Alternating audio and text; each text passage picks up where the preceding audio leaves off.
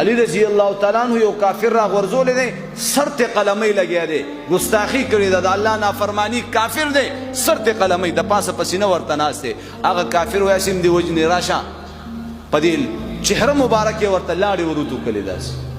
علی رضی الله تعالی عنہ ډیر زیات په غوسه کې شو دا کافر وای چې اسی خو دې وجنی راشه نو زما محترم وته پس